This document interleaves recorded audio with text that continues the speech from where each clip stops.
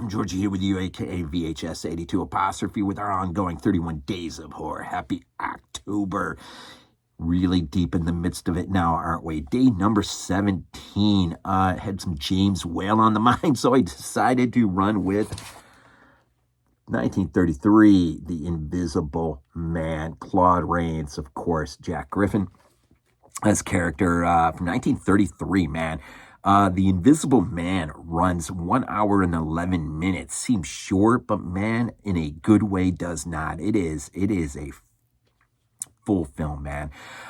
This one you can see, surprisingly, it happens to be on Prime if you have Prime, or you could pay the $3.79, or you could get it on Blue for only $13. And this is definitely well worth having in your collection. Now I got, the expanded edition with the multiple Invisible Man related films. And so, it's, I wish I had them for all the Universals, but this is definitely one of my favorites. So The Invisible Man, if you're sort of new to this, and that would be surprising, but if you are, just on the chance, renowned acting legend Claude Rains. Oh, God, love this guy, man. They could not have cast this any better than him. Made a remarkable screen debut in The Invisible Man based on H.G. Wells' acclaimed novel. Rains, a mysterious doctor, creates a scrum. I'm sorry. I don't know why I saw the print so small. Serum. Yeah, I was going to say that's new. That makes him invisible. But the miraculous potion also has a power to drive him mad, as he discovers when he is forced to commit horrific acts of horror directed by the master of the macabre, James Whale. The Invisible Man set the standard for the dazzling special effects with ingenious techniques that are still imitated today. Scrum. Where on earth did that pop in? It's a problem with having glasses now and looking at small print. This is classic, man. This is another one I love to fall asleep to at night. And I don't know why that has such a negative connotation to it. Am I the only one that just has my go-to favorites that I love to fall asleep to, just because it's my comfort food, man?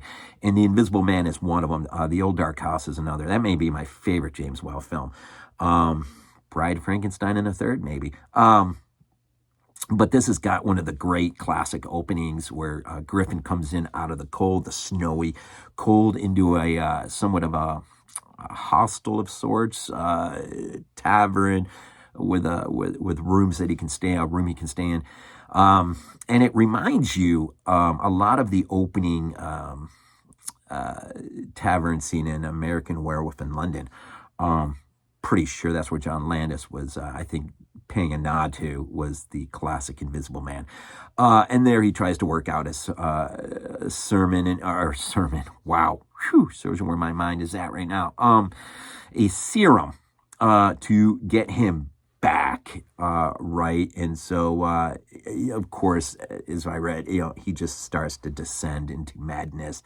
And this has got some of the most horrific moments of early film, like just the idea of someone just falling into madness and then choosing to do some of the things that he does. I'm just thinking running the train off the rails, man, killing all those people. It's just really got some really disturbing. The effects, man, the visuals are insane. Watching him just take things off and then seeing nothing there is just it's just remarkable for the time period. James Whale's a master, man.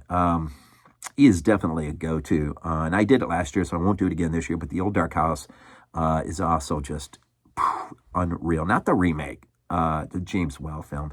Anyways, from 1933, day number 17, James Whale's The Invisible Man. Claude Rains, man, is... As always, enjoy your October. We end these things off with Go Bills. This is not a dream. Not a dream. We might be useful to